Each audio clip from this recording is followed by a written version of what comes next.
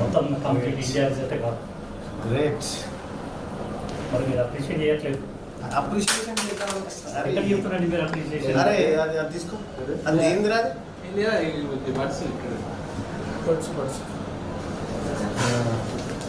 Appreciation మీకు అదే అడిగితే తీసుకోండి, ఏముంది. నా పేరు కుమార్ మొదల కుమార్ గారు. నాకు నాగరాజు వాటర్ బ్రాంచ్దే లొకేషన్ నేను అంటే యాక్చువల్గా ఇక్కడ మనకి ఫ్లైఓవర్ కంటే ముందు ఒక క్యాంపస్ ఉంది. సో మీరు అక్కడ ఉన్నారేమో అని చెప్పేసి క్యాంపస్ పక్కగానే వచ్చిన రవికుమార్ గారు పంపించారు.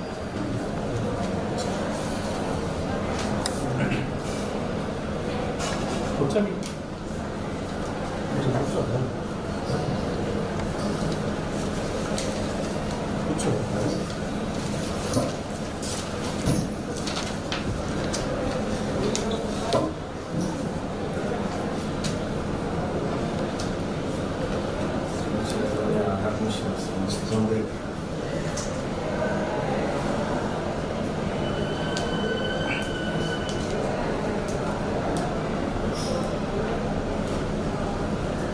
మీకు నేను ఫోన్లో చెప్పాను, మీకు వీడియో రికార్డింగ్ వద్దని చెప్పేసి మళ్ళీ మీరు చేస్తున్నారు. క్లారిటీ ఉండాలి. మనం ఏం చేసినా క్లారిటీ ఏముందండి?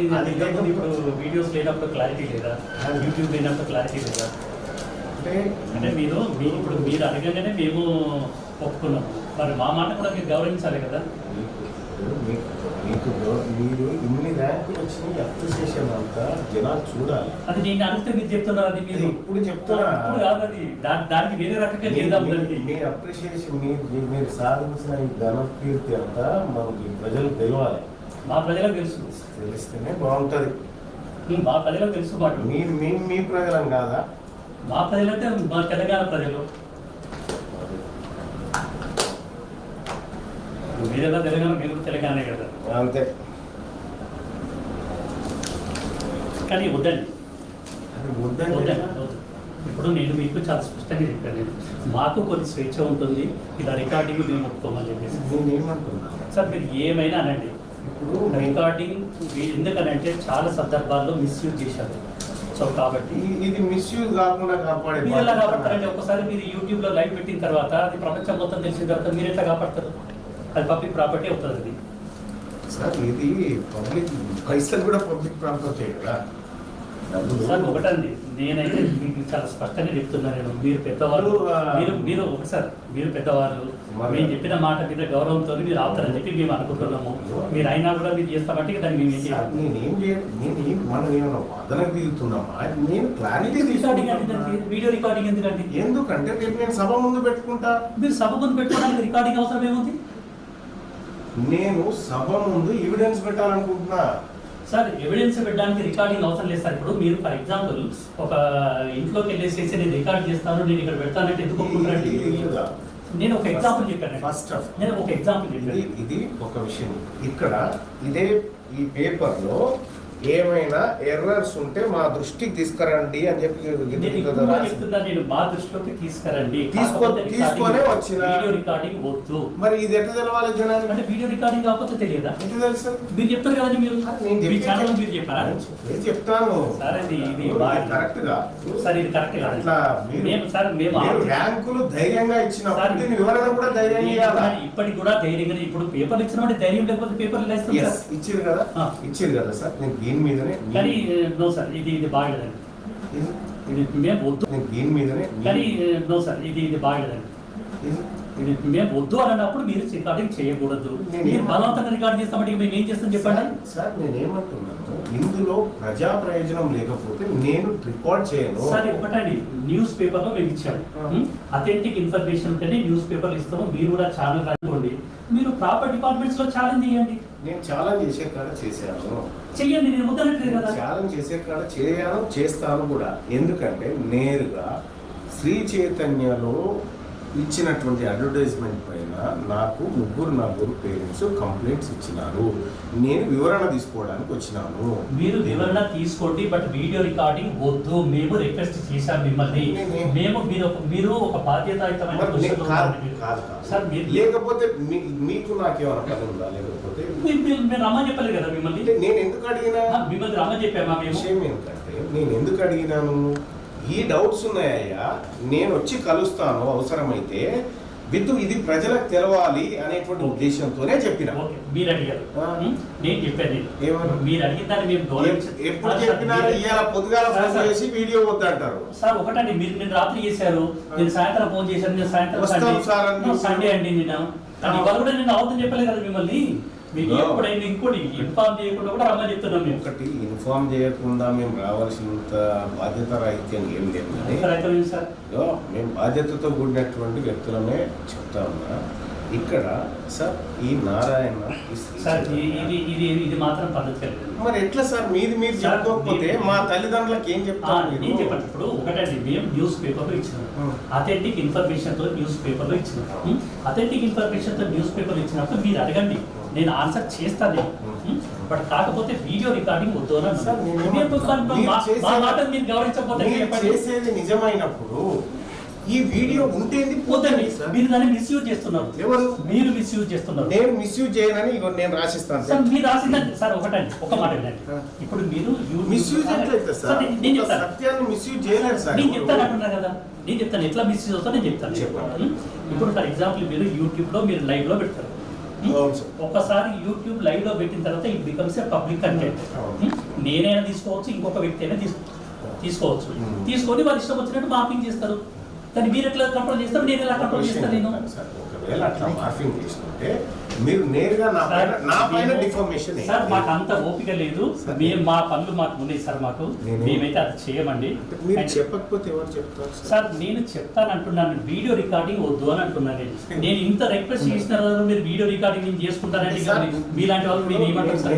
చెప్తున్నాను సార్, మీరు ధైర్యంగా దీనిపైన ప్రతి ప్రశ్నకు నేను సమాధానం చెప్తానని ముందుకు రావడమే ఐ అప్రిషియేట్.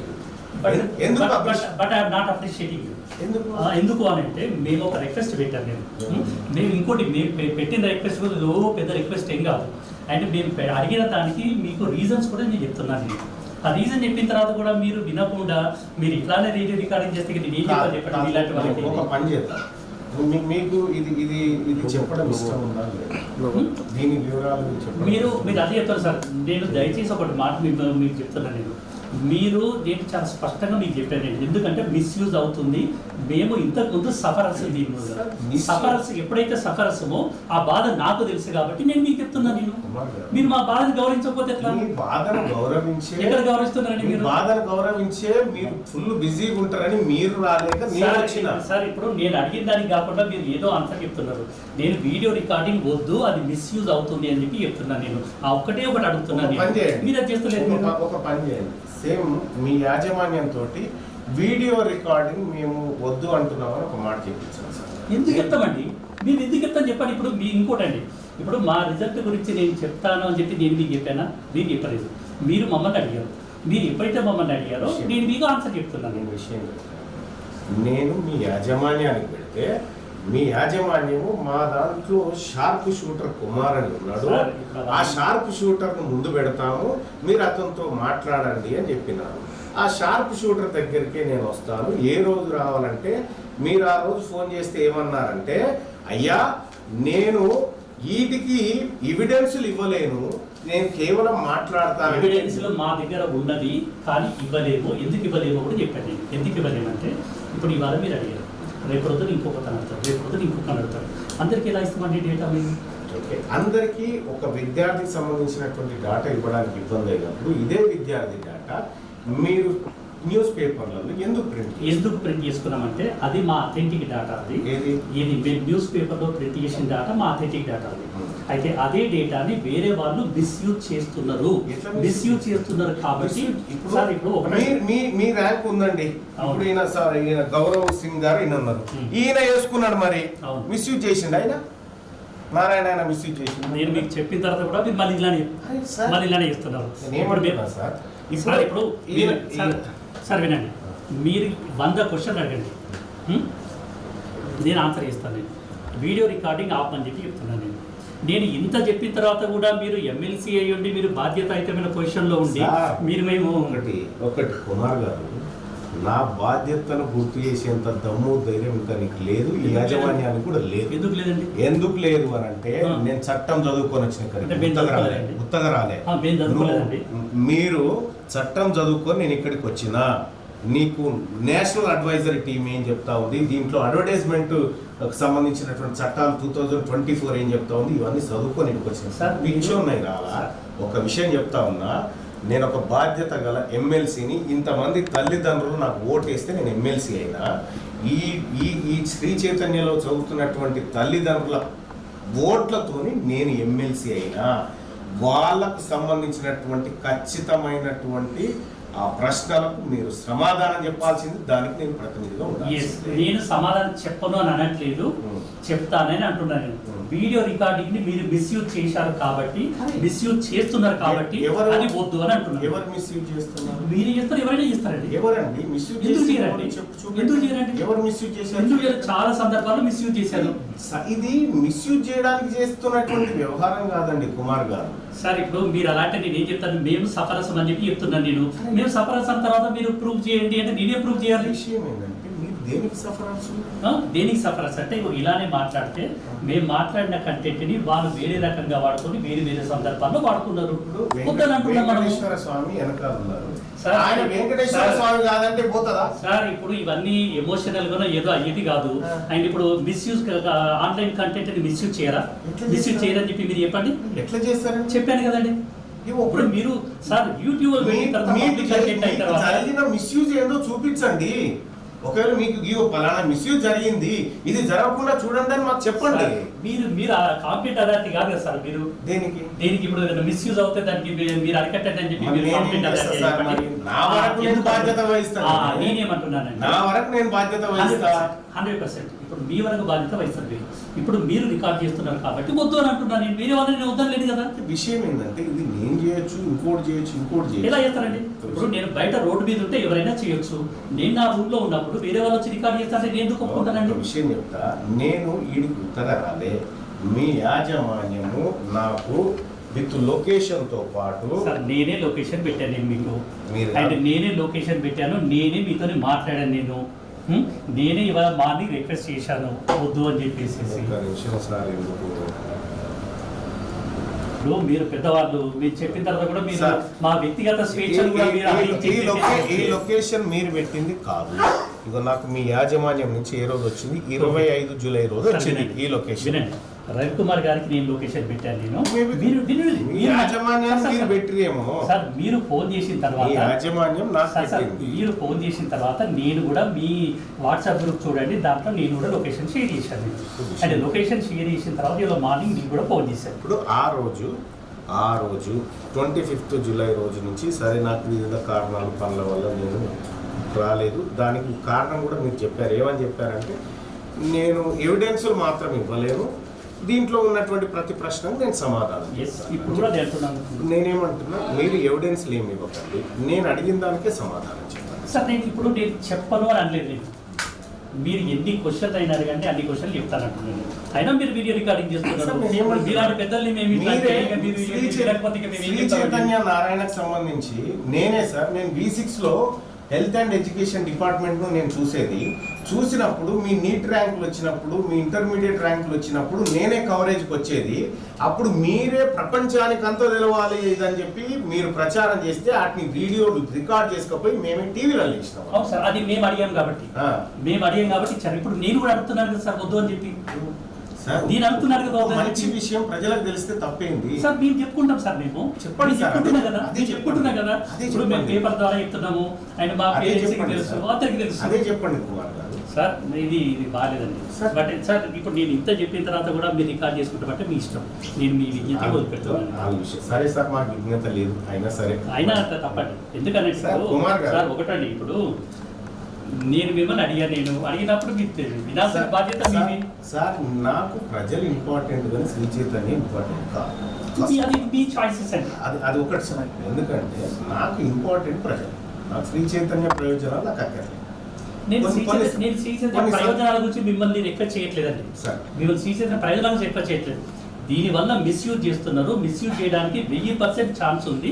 కాబట్టి మిస్యూజ్ కాకుండా ఈ లైవ్ ఎవరైతే చూస్తున్నారో ఈ వీడియోని మిస్యూజ్ చేయగల దయచేసి మిస్యూజ్ కాకుండా చూడండి. ఏం సార్ చిన్నపిల్లలాగా మీరు కూడా అట్లా చేస్తారు, మరి ఎప్పుడైనా మాట్లాడి అలా ఆపుతారా?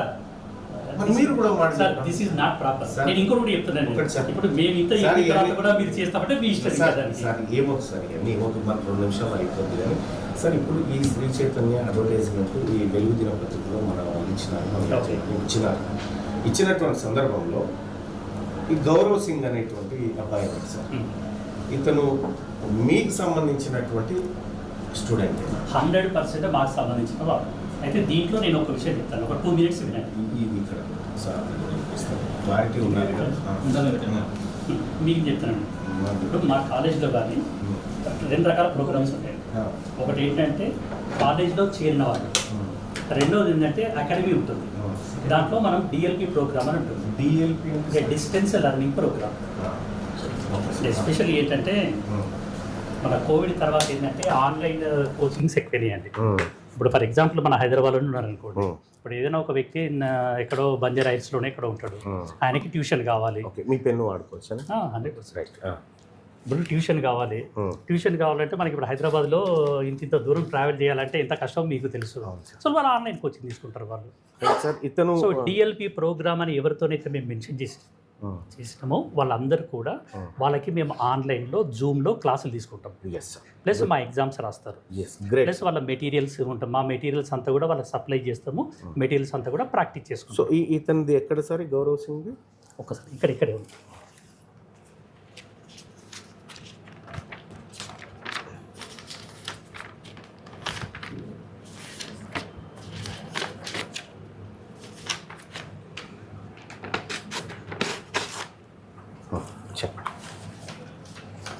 గౌరవ్ సింగ్ ఎక్కడ సార్? కోటా అండి, రాజస్థాన్లో. ఇప్పుడు మీ దగ్గర డిఎల్పి డిస్టెన్స్ లెర్నింగ్ ప్రోగ్రామ్ అంటే ఆన్లైన్ లేదా ఇంకొక మాధ్యమం ఆన్లైన్లో అందుకున్నాడు.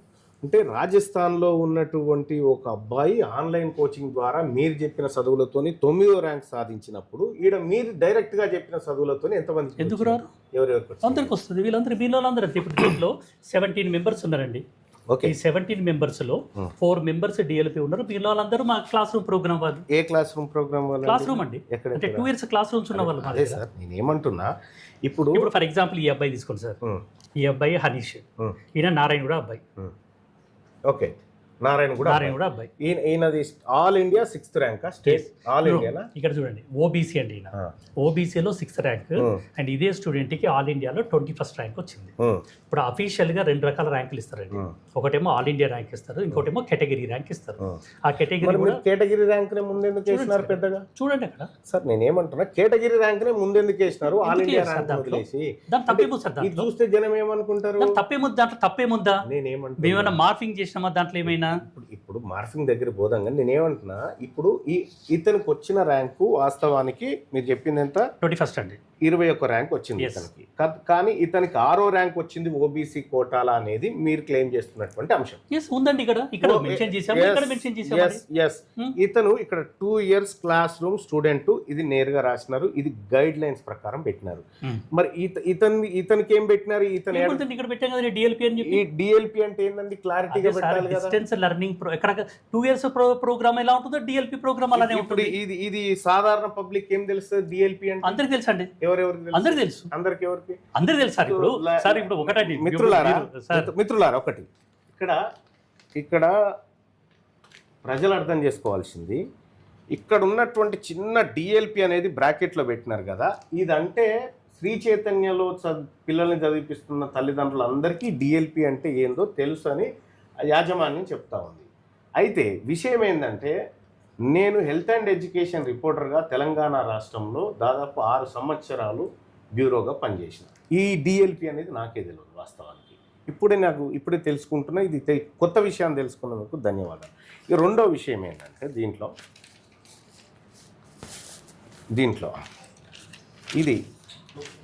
ఇది ఏ సైజులో ఉండాలన్న నిబంధన ఏమన్నా తెలుసా మీకు? ఏదండి? ఈ disclaimer as per the norms ప్రకారమే మేము ఇచ్చామండి. ఇది ఎంత ఉండాలండి? సార్ ఇప్పుడు ప్రతి విషయం నాకు తెలియదండి. ఎందుకంటే ఇప్పుడు మా అడ్వర్టైజింగ్ ఏజెన్సీ వాళ్ళకి మేము యాడ్స్ ఇస్తాం. వాళ్ళు ఇదన్నా మీరు చదవండి సార్, మీకన్నా కనిపిస్తుంది చదవండి సార్. డిస్క్లైమర్ చదవండి సార్. ఇప్పుడు as per the guide lines of advertising agency ప్రకారం మేము ఇచ్చాం దాంట్లో. సార్ ఇక్కడ ఈ అద్దాలు, నేను వాస్తవానికి ఈ అద్దాలు ఎప్పుడు పెట్టుకోను. ఈ చిన్న అక్షరాల కోసం అద్దాలు తెచ్చుకున్నా. ఇక్కడ note any in advertisement error published in this advertisement could be brought to our notice అని చెప్పి మీరు ఇది చిన్నగా పెట్టినారు. ఇది పెట్టాల్సి, ఇదంతా పర్ఫెక్ట్ అయినాక ఇది పెట్టాల్సిన అవసరం ఎందుకు సార్? ఇప్పుడు ఫర్ ఎగ్జాంపుల్ ఇప్పుడు మన ఇదంతా కూడా కంప్యూటర్ ఆపరేటర్లు టైప్ చేస్తారు. ఏదైనా తప్పు తగ్గవచ్చు, హాల్ టికెట్ నెంబర్ తప్పు ఉండొచ్చు, పేరు తప్పు ఉండొచ్చు. దాని తప్పేమో సార్ దాంట్లో. అంతే. అంటే ఇప్పుడు మేము చెప్పింది ఇది మీరు వినరా? అంటే మీరు ఏదైతే అంటారో దానికి మేము చెప్పాలి. సార్ ఇప్పుడు మీరు యాడ్ దీంట్లోనే ఉన్నారు. అండ్ మన ఆపరేటర్స్ ఎన్ని సందర్భాల్లో కంప్యూటర్ మిస్టేక్ చేస్తారో మీకు తెలుసు. అలాంటిది ఏదైనా జరుగుతుందేమో అని చెప్పి ఎర్రర్ జరగవచ్చు. కానీ ఆ జరిగిన ఎర్రర్ జరిగితే ఇగో దీన్ని సంప్రదించండి అని ఒక పెద్దగానన్నా రాస్తే అయిపోయేది కదా. ఇప్పుడు మీరు చెప్పారు కాబట్టి నెక్స్ట్ ఇయర్ నుండి పెద్దగా రాస్తాము. మీరు చెప్పారు కదా సార్. నెక్స్ట్ ఇయర్ నుంచి ఎట్లా ఏనిస్తామండి? ఎందుకు ఏనివ్వరండి? ఇట్లా చీట్ చేసే ఎక్కడ చీట్ చేసామండి? ఎక్కడ అంటే ఇప్పుడు మీరు ఒకటండి, మీకు ఇప్పుడు నేను మా ప్రోగ్రామ్స్ మీకు చెప్పాను. నేను మా ప్రోగ్రామ్స్ ప్రకారం మా పిల్లలు ఇది డిసిఎల్ ఇంకా ఏమేమి డిఎల్పి ఇంకేమేమి నేను రెండు చెప్పానండి. 2 ప్రోగ్రామ్స్ ఉంటాయని చెప్పాను. ఒకటి డిఎల్పి, ఇంకోటి క్లాస్ రూమ్ ప్రోగ్రామ్ అని చెప్పాను నేను. మరి ఇప్పుడు ఆ ప్రోగ్రామ్ అక్కడ మెన్షన్ చేశాం కదా. ఏమని ఇది తల్లిదండ్రులకు తెలుస్తుందా ఇది? సార్ మీరు అదే క్వశ్చన్ మళ్ళీ అడుగుతున్నారు. చెప్తాను నేను. ఇప్పుడు ఈ వ్యవస్థలో ఉన్న వాళ్ళకి అంటే ప్రతి పేరెంట్కి తెలియకపోవచ్చు. ఎందుకంటే ప్రతి పేరెంట్కి ప్రపంచంలో జరిగే ప్రతి విషయాలు తెలియదు. ఎవరైతే ఎడ్యుకేషన్ సిస్టంలో ఉన్నారో వాళ్ళకి తప్పకుండా డిఎల్పి ప్రోగ్రామ్ అని తెలుసు. ఎప్పటి నుండి? కోవిడ్ తర్వాత తెలుసు. కోవిడ్కి ముందు తెలుసు అని చెప్పి నేను కూడా అనలేను. ఓకే. ఇప్పుడు మొత్తం నీట్ ఎగ్జామ్ ఎన్ని మార్కులకు ఉంటుంది? 720 సార్. ఈ 706 మార్కులు వచ్చిన విద్యార్థులు ఎవరైనా ఉన్నారా చైతన్యలో? లేరు. ఎవరికి రాలే కదా? లేరండి. ఎవరికి రాలే కదా? 2 ఇయర్స్ ప్రోగ్రాంలో లేరు. 2 ఇయర్స్ ప్రోగ్రాంలో లేరు, డిఎల్పిలో ఉంటారు. 2 ఇయర్స్ అంటే మీరే క్లాస్ రూమ్ లో కూర్చోబెట్టి చెప్పేటోళ్ళకైతే రాలే. చెప్తున్నాం కదా సార్ నేను కూడా. ఇప్పుడు వాళ్ళకైతే రాలే కదా సార్. 2 ఇయర్స్ ప్రోగ్రామ్ వాళ్ళకి మీరనే 706 రాలే కదా. డిఎల్పి వాళ్ళకి వచ్చింది.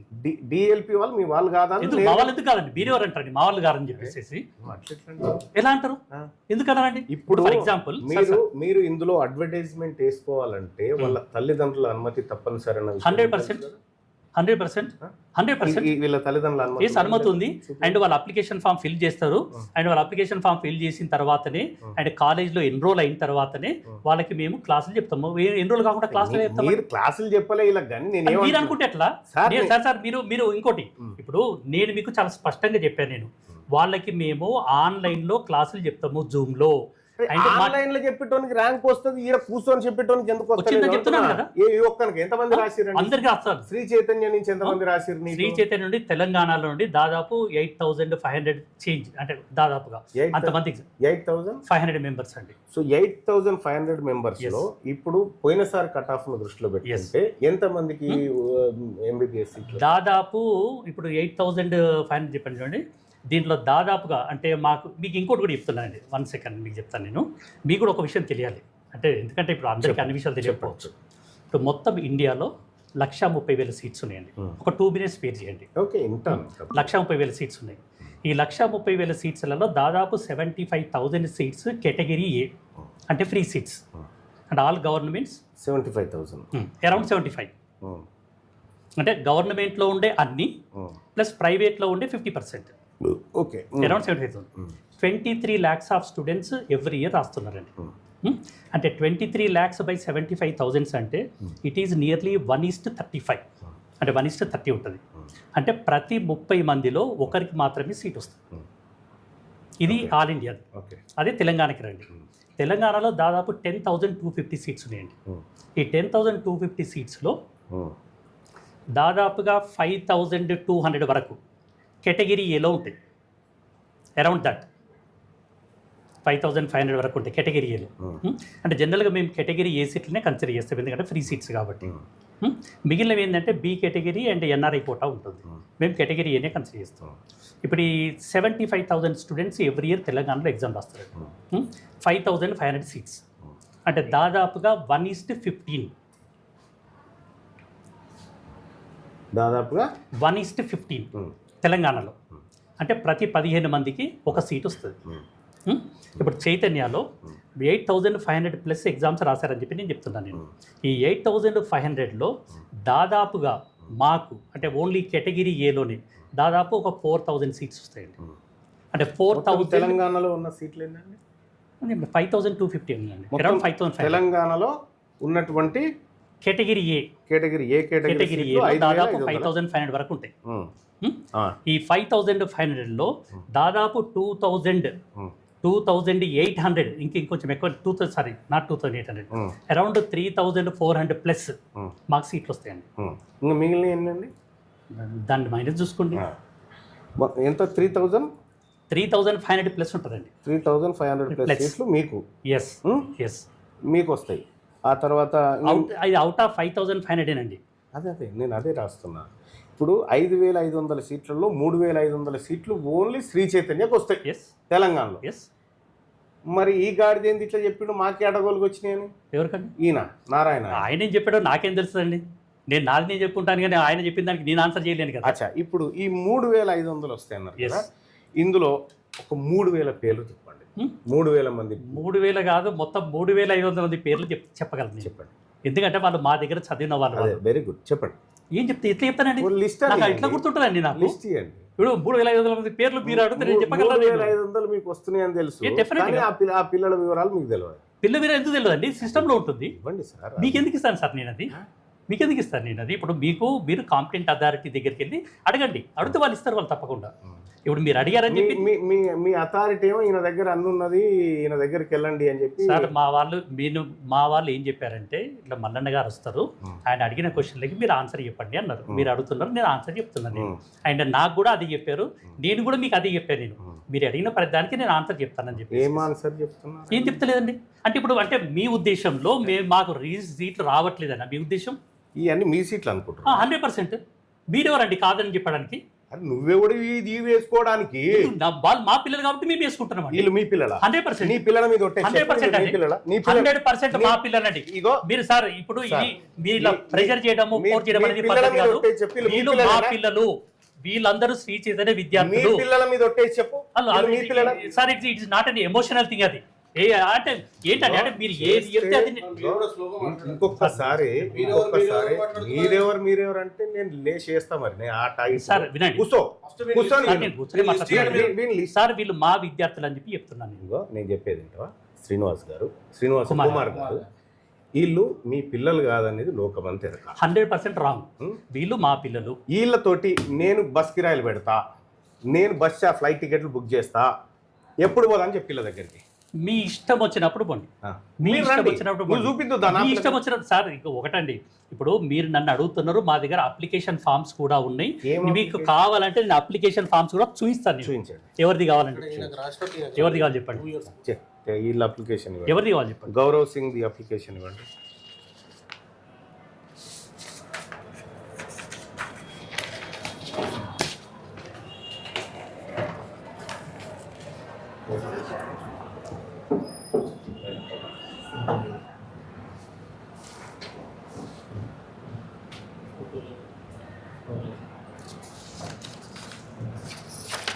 గౌరవ్ సింగ్ ది ఫోటో లేదా ఇక్కడ?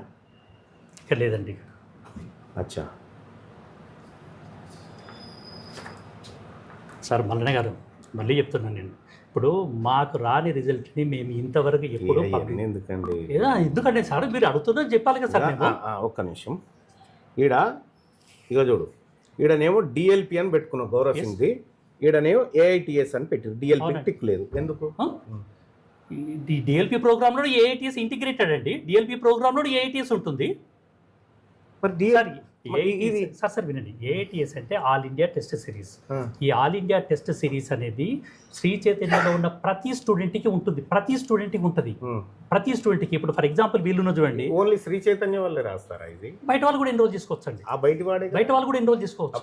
అయినా మన శ్రీ చైతన్య కాలేజ్ కాదు కదా, నేను చెప్తున్నాను కదా, మా కాలేజ్ స్టూడెంట్ కాదు కదా, మీ కాలేజ్ స్టూడెంట్ కాదు, మా అకాడమీ స్టూడెంట్. నేనేమంటున్నాను వినండి, మీ కాలేజ్ స్టూడెంట్ కాదు ఇతను, కానీ మీ శ్రీ చైతన్య యాడ్లో మాత్రం ఇతను మీ స్టూడెంట్ లాగా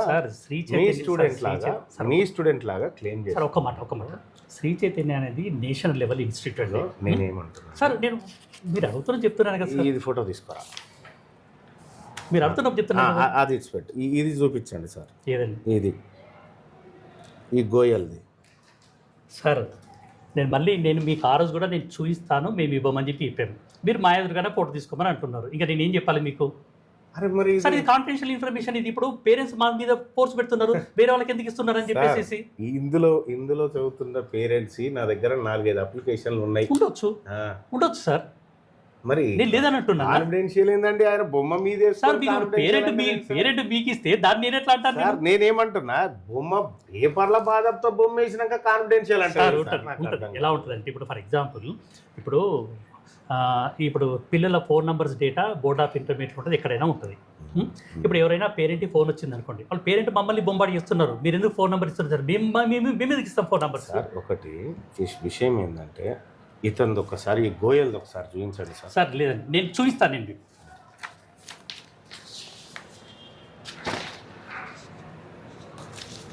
ఉపలక్ష గోయల్ అండి, మీరు కావాలంటే తీసుకో. మరి ఫోటో ఎందుకు లేదండి? ఈ అప్లికేషన్ కూడా ఫోటో లేదు కుమార్ గారు సార్. ఈ అప్లికేషన్ కూడా ఫోటో లేదు. ర్యాంకర్లకే ఫోటో లేదు సార్.